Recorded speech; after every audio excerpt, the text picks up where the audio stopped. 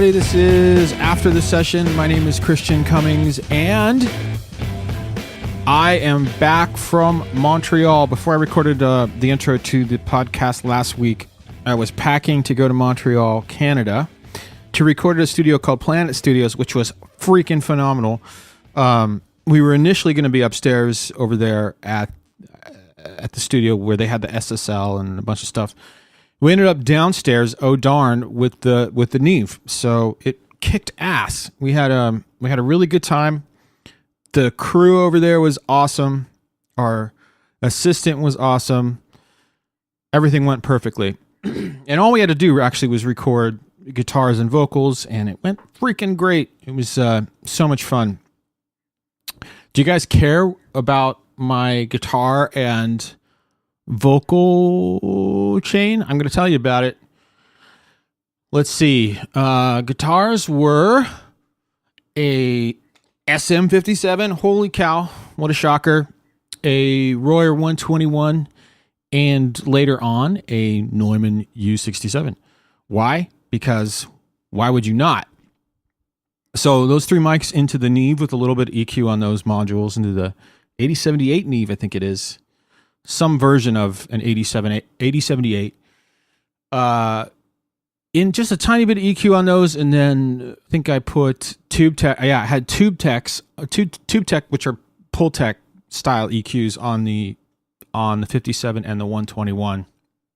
And those Tube Techs are really cool because they had a like a 1K and a 1.5 and a 2K position, which to me for guitar sounds just ridiculously cool on a Pull Tech. So that was cool. No compression, killer guitar sounds. Amp was a Fender Super Reverb, I believe, and guitars were the usual fare: Tele, Strat. No, it was a G&L Strat, and some really awesome Gibsons. So that was a ton of fun. Vocal chain was a 251 into, because again, why not, right? 251 into the Neves, because again, why not? Tiny bit of EQ into a Pull Tech with a tiny bit of EQ, and then into, and initially it was an 1176, but that was giving us not what we needed, so we went to the LA2A, which sounded freaking great. So that was it. I'm sure you guys cared. Actually, some of you probably did, and then a bunch of you totally didn't. So that was great. The Planet Studios was awesome. I visited some other friends at another studio up there and learned a ton. They were really cool, and it was colder than shit. I live in Southern California, and I thought I was prepared for the cold up there, but I am a total wuss, apparently. And thankfully, my Airbnb host was like, "Hey, buddy, you're going to freeze to death if you walk outside like that." So he loaned me some gear, which was cool. So yeah, I learned a lot.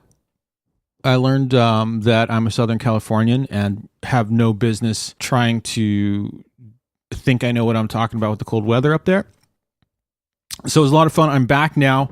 Suffice it to say, I have not had time to get another interview podcast out to y'all, but they're coming again soon. So instead of doing that, I'm going to take just a couple of minutes and answer some questions from my Facebook page. And before I do that, I want to say a couple of things. For those of you that don't know me, that are listening, I've been doing this for a long time. Not podcasting, but recording. And by a long time, I mean there's a shitload of people out there that have been doing it a lot longer, and a shitload of people out there that have not been doing it all that long. So I guess I'm somewhere in the middle. Maybe, I don't know, 15 plus years, 18 years, depending on when you consider the period of time at which I actually started my career. So I've been at it a long time. And I've had a lot of successes, a ton of failures for sure. And I just feel like I should preface this Q&A with that comment, because I want you all to know I'm actually very knowledgeable on these subjects, and I'm also a moron. So take these answers with a grain of salt. I'm just going to give you my opinions on stuff because there's no right and wrong, as you guys know. So having said that, let's answer a couple of the questions from the Facebook page. Danny Medina, does anyone record live as a band and play until they capture each song as a single take or on a single take? Danny, hi, by the way. We need to have beers because it's been too long. You're awesome. Does anyone record live as a band and play until they capture each song on a single take? Absolutely. They certainly do. Maybe not as common these days as it once was, but I would, without a doubt, I would probably say all the records in my top 10 were done that way, or at least close to being done that way. I'm a kid of the 90s, and so a lot of my favorite 90s records were that. I mean, if you look at the staple 90s alt grunge rock records, I would have to assume a bunch were done like that. I know, for a fact, if you listen to Nirvana, Nevermind would be the staple 90s grunge record, I suppose. Doesn't really get any more obvious than that. And that was done, I believe I heard Butch Vig say that the drums and bass were all done live on that entire record.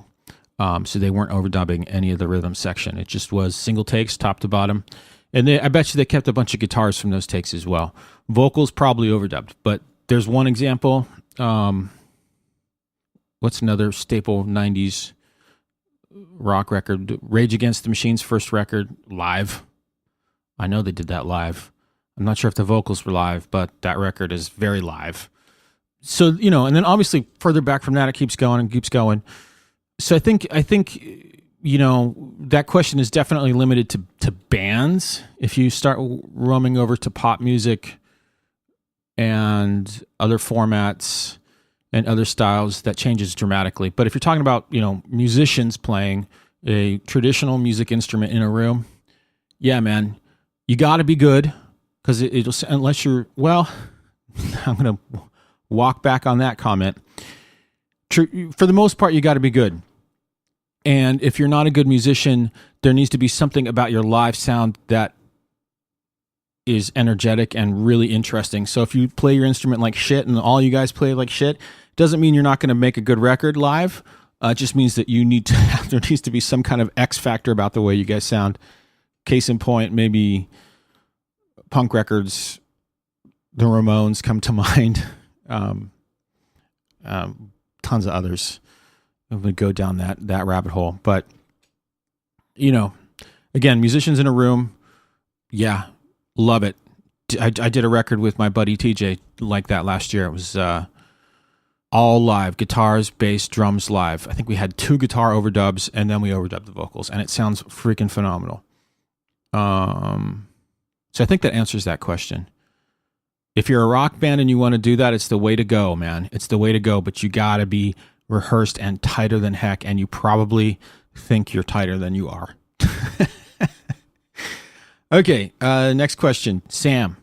Dude, you and I need to get a beer. You already know the answer to this question because you're a phenomenal mixer yourself. When do you know a mix is done? Smiley winky face. What's the saying? Great art is never finished, only abandoned. I don't know who said that. Certainly someone more intelligent than myself. Let me Google that. Who is that? Who said that? Great art.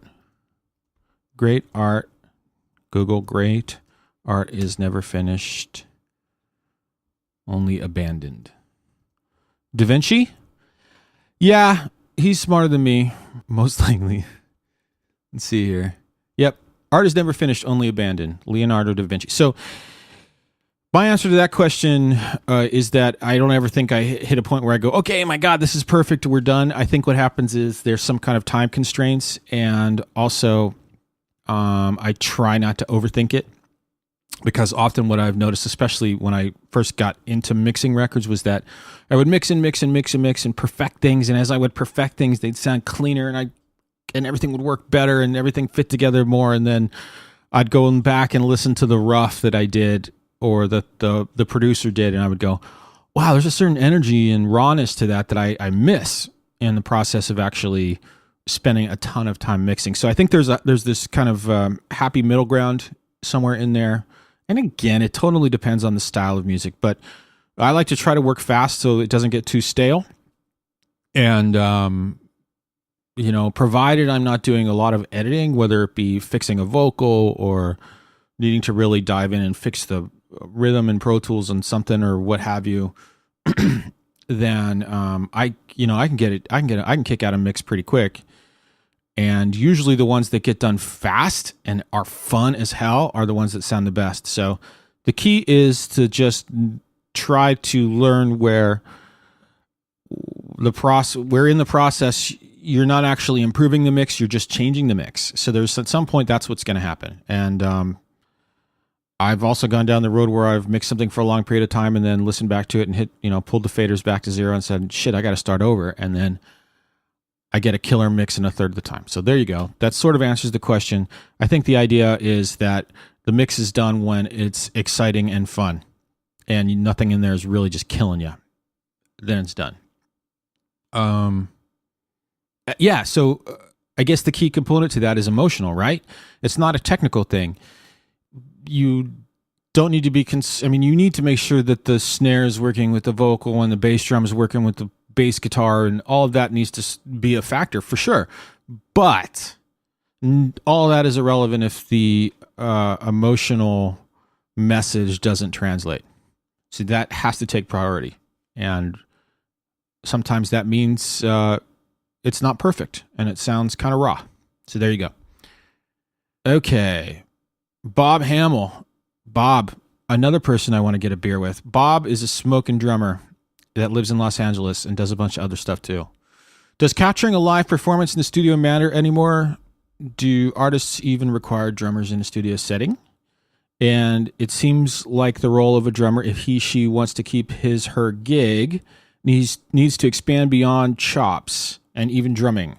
So has the role of the drummer met with more demand these days? Man. What a great question, and what a difficult question to answer. I think that, as we all know, music is cyclical, and then the popularity of different instruments is cyclical within that as well.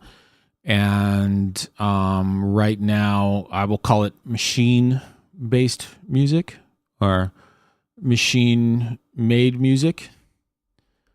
That's kind of a dumb term. I'll come up with another term for that later. But drumming, I'm a drummer, I think our role as drummers to be successful has to expand a little bit, and chops are important. But if you're interested in being a session player or a professional gigging drummer that plays with a lot of different artists, there's no doubt about it. You have to be locked into a click like it's nobody's business, and also be able to operate, I think, backing tracks. That's huge these days. So there's probably a computer component to it these days for sure. And managing samples and stuff like that as well. So the role of the drummer met with more demands? Yes, definitely. I would say that the baseline still is going to be performance, especially in the studio. That's kind of all that matters in the studio. Gigging, different story. But in the studio, you got to just be a killer drummer. That's everything, really. Yeah. Does capturing a live performance in the studio matter anymore? It sort of goes back to the other question. Absolutely, it totally does. Depends on the style of music. If it's a poppy kind of rock thing or a pop track with live drums in it, then the live performance is totally not as relevant as it once was. It's still relevant, but it's going to end up edited and going to end up having samples on it. So certainly, hopefully, it's going to add some humanistic component to the production. But no, it's not as important as it once was. There's no doubt about it. I wish that wasn't the case. Well, I don't care. If the song's exciting, it doesn't matter. But the importance of that is still the same. The demand on it isn't as high. There we go. Let me take a drink of water here. Ben Moore.